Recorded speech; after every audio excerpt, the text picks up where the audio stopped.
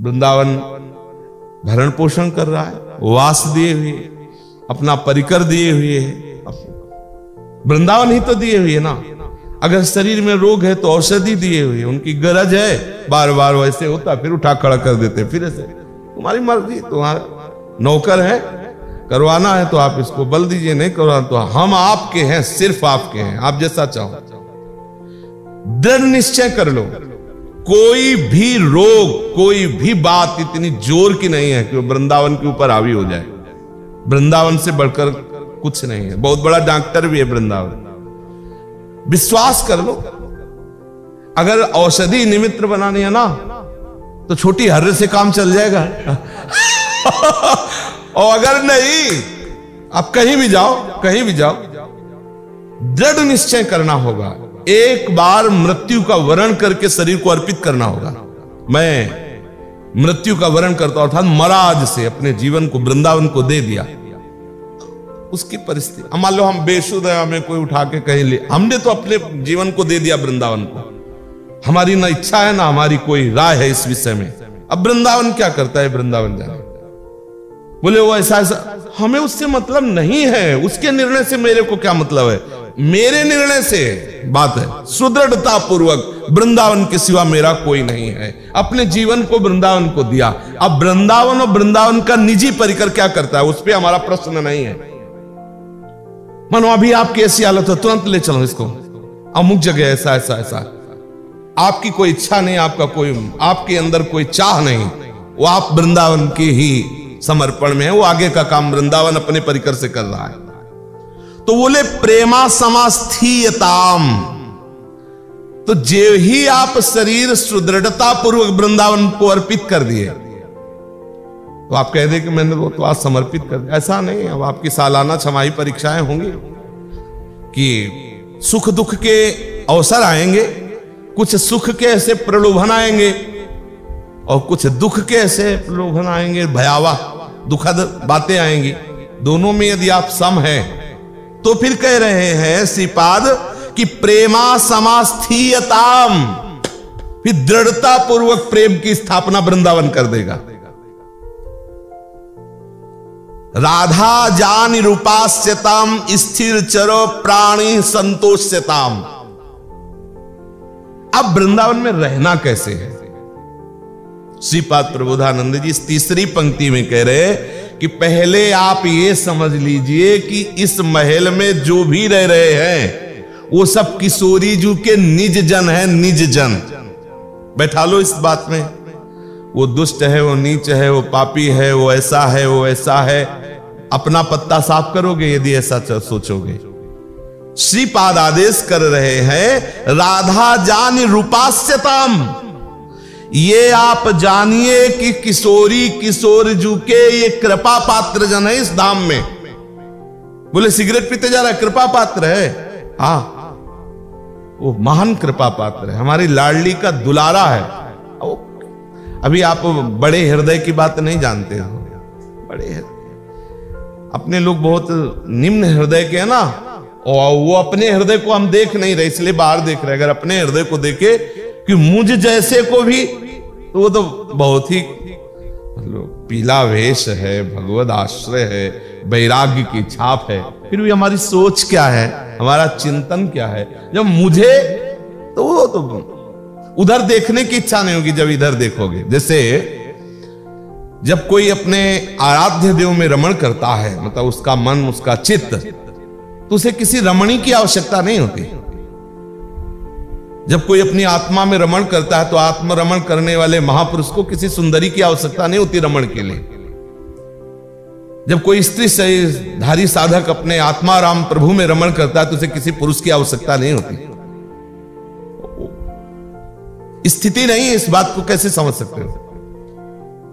जब तक आप अपने स्वरूप को या अपने आराध्य देव के परिचय को नहीं जानते हो तभी तक आप परिचय बढ़ा रहे हो, तभी तक आप इधर उधर भटक। यदि जैसे पिंगला जी ने जे ही भगवत कृपा से अपने हृदयस्थ बिहारी जी का परिचय जाना तो उसी समय संकल्प कर लिया, अभ्यास नहीं करना पड़ा।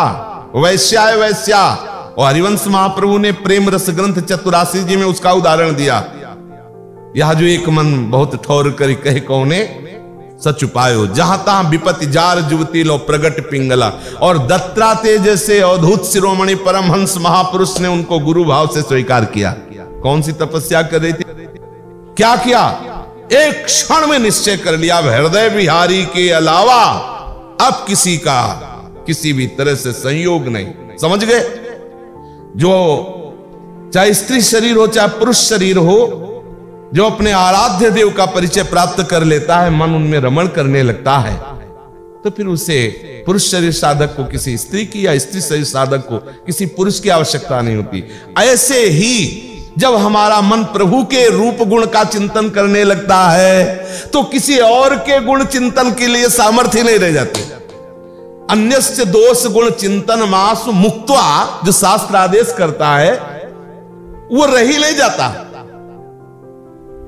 अब वो बैठा है मंत्राकार वृत्ति, बार बार मंत्र के शब्दों का अक्षरों का चिंतन कर रहा है, बार बार पद की पंक्ति में डूब रहा है, बार बार प्रियालाल के गोरे सांवले चरणारविंद की महावर रचना में, कर कमल की मेहंदी रचना में, उनकी तिरछी चितवन में, उनके कपोल की झलक में, उनके कुंडल के हिलन में, उनके नासा बिंदु के हिलन में, आहा उनकी मंद मुस्कान। कहां फुर्सत है, उसके पास इतना समय ही नहीं है कि वो किसी अन्य के गुण दोष का चिंतन करे।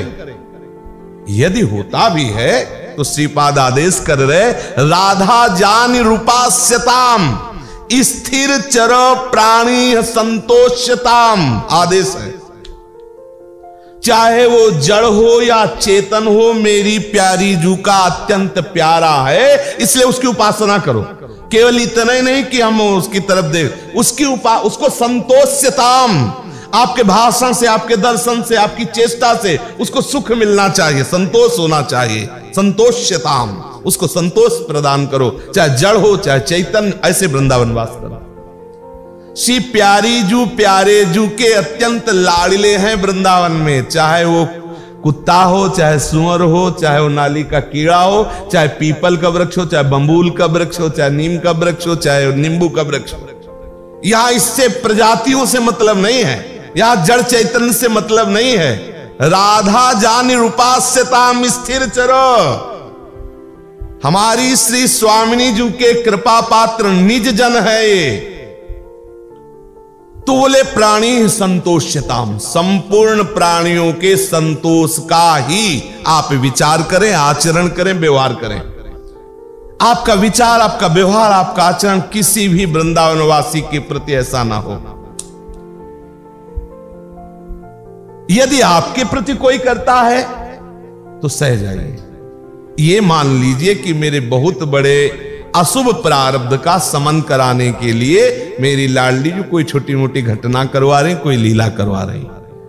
श्री वृंदावन मेव सर्व परमं सर्वात्मना श्रीयताम, आहा, श्री वृंदावन ही मेरा परम प्रीतम है।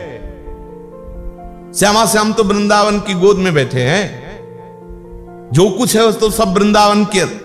हमारा परम प्रीतम कौन है, श्री वृंदावन में सर्व परमम, मेरा परम प्रीतम, मेरे सारे संबंध, मेरी सारी प्रीता केवल वृंदावन से है। इसलिए सर्वात्मना श्रीयताम, शरीर से, मन से, वचन से हम वृंदावन को अपना आत्म समर्पण करते हैं, पूर्ण समर्पण करते हैं। मन वचन कर्म से हम वृंदावन को समर्पित, वो वस्तु मिलेगी जो आप सोच नहीं सकते। ये जो वृंदावन महिमा है ये सबके लिए आगे वर्णन, वेदांता प्रतिपादयंती मुख तो नोचे तथा किम मम। कोई कह सकता है कि आप इतनी महिमा गान कर रहे हैं वृंदावन की, लेकिन वेदांत तो वर्णन नहीं कर रहा है। बोले उसकी पहुंच नहीं जानता है। जरूरी थोड़ी कि वेदांत वर्णन कर रहा तो पहुंची, यहां नहीं पहुंचे, वेदांत की भी पहुंच नहीं। आगम निगम अगोचर राधे है ना, आगम निगम पुराण अगोचर सहज माधुरी रूप निधिम, सेवक जी महाराज और हरिराम व्यास जी कह रहे आगम निगम अगोचर राधे चरण सरोज व्यास अवतंस। वेदांता प्रतिपादयन्ति मुखतो नोचे ततः किम मम। यदि हमसे कोई कहे कि वेद और उपनिषद तो वृंदावन की महिमा या ऐसा कहीं जैसा आप वर्णन कर रहे हैं, ऐसा कोई बोले उनकी पहुंच ही नहीं है और मुझे उनसे मतलब नहीं है। कीमतता मुझे कोई मतलब नहीं उनसे, उनकी पहुंच नहीं है। तुम उनको मानते हो, जानते हो और वृंदावन को नहीं जानते हो तो तर्क करोगे। तो सर्वोपरि वेद और वेद के भी ऊपर का भाग जो उपनिषद है, वहां तो कहीं जो आप वर्णन कर रहे हो राधा नाम, कई लोगों ने प्रश्न किया है कि भाई गीता में भगवान कह रहे प्रणव ओम मैं हूं, आप कह रहे हो राधा राधा बोलो, तो तुम भगवान से परिचित हो, अभी तुम्हें पता नहीं भगवान का भगवान कौन है। भाई आगे की बात तुम्हें परिचय मिले तो जितना ही उतना करो तो आगे का वो परिचय करा देगा। ठाकुर के ठाकुर हैं हमारी श्री जी, ठाकुर के ठाकुर है। जगह जगह यहां लीलाओं में देखने को मिलेगा। रसखान जी हमारे संप्रदाय के तो नहीं ना, उन्होंने क्या देखा, उनका आगम निगम पुराण सब जगह में खोजा और जब पाया तो देखा कुंज कुटीर में किशोरी जी के चरणों को चापते हुए देखा उसे, रसखान जी ने देखा ना। और ये जो बड़े कृपा पात्र श्री वल्लभाचार्य जी, विठल नाथ जी के चार महापुरुष अष्ट सखा हैं, इनकी बाणी पढ़ करके देखो। बड़े बड़े वृंदावन के रसिकों का तो मतलब विषय ही यही है। आप झांक करके देखो कि कहां है ठाकुर जी। तो लोग जिसे प्रश्न कर देते हैं, चलो अगर बोलना ही है तुमको तो हरि बोलो, कृष्ण बोलो, राधा नाम तो कहीं हमने पढ़ा सुना नहीं, कहीं देखा नहीं। ये वृंदावन की इतनी महिमा आप गान करते हैं, कहीं उपनिषद में तो है नहीं। तो श्रीपाद प्रबोधानंद जी कह रहे नो चेत ततः किम, हम चित्ते ही नहीं उधर देते, हम तुम्हारी बात ही नहीं सुनते, क्योंकि तुम हमारी बात नहीं जानते ना, तुम उतना ही जानते हो, आगे की बात नहीं जानते। मन्यन्ते नच शास्त्र गर्त पतिता दुस्तर्किणः किम ततः, जो शास्त्र के गर्त में पड़े हैं वो तर्क करते हैं, क्या वृंदावन क्या प्रिया, अरे अनंत शक्तियां जैसे ठाकुर जी के चरणों में, ऐसे एक राधा शक्ति है, अनंत शक्ति, तुम्हें क्या पता। वृंदावन आओ, रसिकों का संग करो तो जान पाओगे, बाहर से थोड़ी जान पाओगे। तो कह रहे हैं मन्यन्ते नच शास्त्र गर्त पतिता, श्रीपाद शब्द का प्रयोग करे पतिता, जो शास्त्र के ज्ञान रूपी गर्त में गिर गए हैं। और दुस्तर्किणा, वो दुस्तर्क करते हैं। क्या वृंदावन, क्या वृंदावन, वासुदेवासुर में मत्ता परतरम नान्यस्किंचित् दस्ति धनंजय, जैसे क्या। तो बोले दुस्तर्किणः किम ततः, मुझे ऐसे दुस्तर्कियों से कोई मतलब नहीं है, क्योंकि नहीं जानते इस रहस्य को। नो चेद भागवतानुभूति पदवीं यातस्ततः किम मम, ओहो। कह रहे जो भगवत तत्व का अनुभव करने वाले महापुरुष जन हैं, वो भी वृंदावन रस तत्व का अनुभव नहीं जानते। देखो ब्रह्म तत्व का अनुभव करने वाले जब श्री कृष्ण तत्व को जाने तो बोले कृष्णात् परम किमपि तत्व हम, और अगर राधा तत्व जानते तो कह देते कि कृष्ण को भी ले जानते राधा तत्व। तो ये महारस की बात है। इसीलिए कल की चर्चा में था कि हरि रस निष्ठा की पराकाष्ठा, हरि रस निष्ठा की पराकाष्ठा प्रदान करने वाला वृंदावन धाम है। बोले नोचेत भागवतानुभूति पदवीं, जो भगवत तत्व के अनुभव को प्राप्त हुए हैं, यातस्ततः किम मम, लेकिन वो वृंदावन विलासिनी से श्यामाजू से परिचय नहीं प्राप्त किए हुए और वृंदावन की महिमा नहीं जानते, तो उनसे हमारा क्या संबंध, उनसे हमारा क्या। स्वात्मा वज्र सहस्त्र विद्य इवना स्पंदेत वृंदावनाद, हजारों बार वज्र का प्रहार मेरे शरीर पे हो, अर्थात महान कष्ट दिया जाए तो भी मैं वृंदावन को नहीं छोड़ सकता। हजारों बार वज्र जैसे घातक अस्त्रों से प्रहार किया जाए, वज्र शास्त्र विद्य इवना स्पंदेत वृंदावना, हिलूंगा नहीं वृंदावन से। बलिहारी है श्रीपाद प्रबोधानंद जी की निष्ठा। हजारों बार वज्रपात हो मेरे शरीर में, अर्थात भयानक से भयानक कष्ट हो, तो भी मैं वृंदावन से हिलूंगा नहीं। ऐसी निष्ठा श्री वृंदावन रजरानी, गुरुदेव, रसिकाचार्य, इन सब की कृपा से हमारे हृदय में आ जानी चाहिए कि ये जीवन हमने वृंदावन को दिया। कुछ भी हो, हमारा प्रीतम वृंदावन है, समझ रहे ना।